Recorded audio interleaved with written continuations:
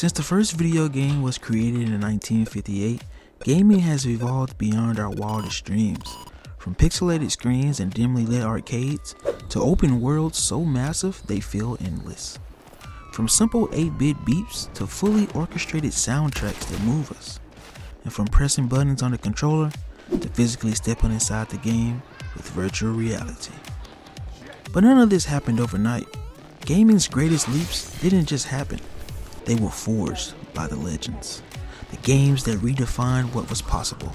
The ones that left an undeniable impact on everything that came after them. I'm Waffles, and this is Gaming's Greatest Hits. Today, we're diving into a game that didn't just change the Grand Theft Auto series. It changed the entire open world genre forever. Welcome to 1992. Welcome to Grand Theft Auto San Andreas. Before San Andreas, Rockstar had already revolutionized gaming with GTA 3 and Vice City, but those were just the beginning. GTA San Andreas wasn't just bigger, it was on a different level. Work began in 2001, right after GTA 3 launched. It took 5 years to develop, making it the longest GTA project at the time. It released on October 26, 2004 for the PlayStation 2, followed by the Xbox and PC in 2005. The game was an absolute success. It released in October of 2004 and still was the top selling game of that year, selling over 5.1 million copies in the US alone. And its success didn't stop there.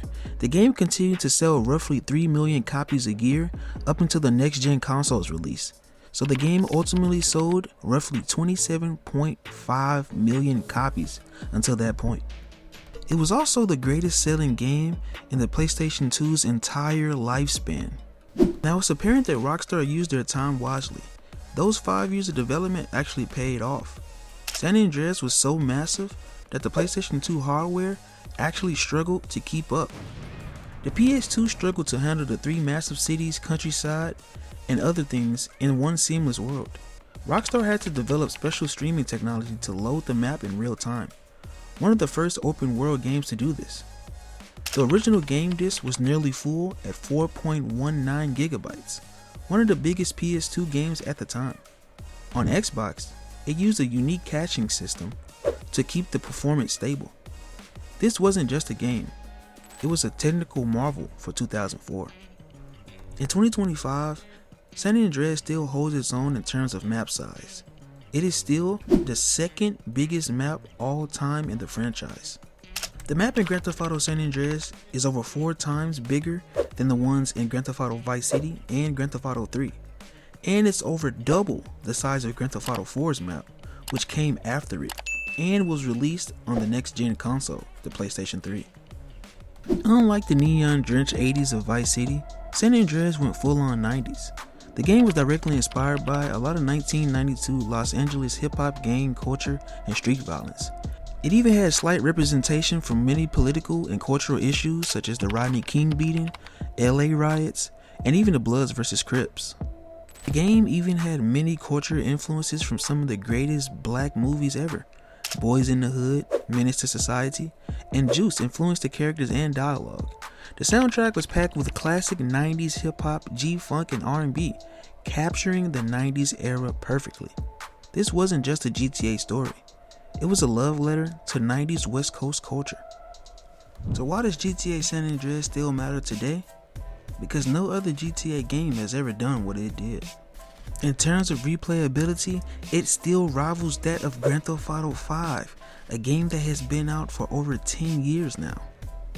It's still relevant in story mode main missions, having the most story mode main missions in the entire franchise. In terms of vehicles, if you don't count Grand Theft Auto Online, GTA San Andreas still rivals that of Grand Theft Auto 5 in that area. Rockstar even added many features and mechanics that aren't present in any other Grand Theft Auto game to this day.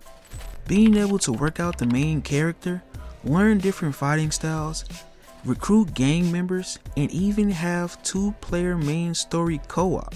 These are a few of many of Rockstar's exclusive features and mechanics present in San Andreas.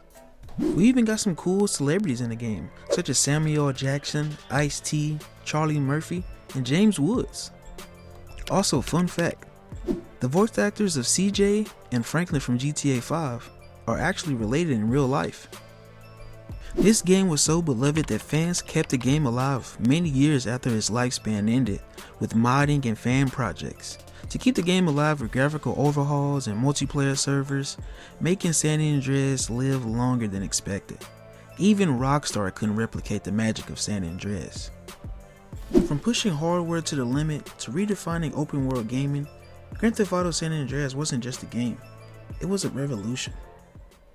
Oh shit, here we go again. Is San Andreas still the best GTA of all time? Drop your thoughts in the comments below. If you enjoyed this breakdown, don't forget to like, comment, share, and subscribe. And stay tuned for more of gaming's greatest hits.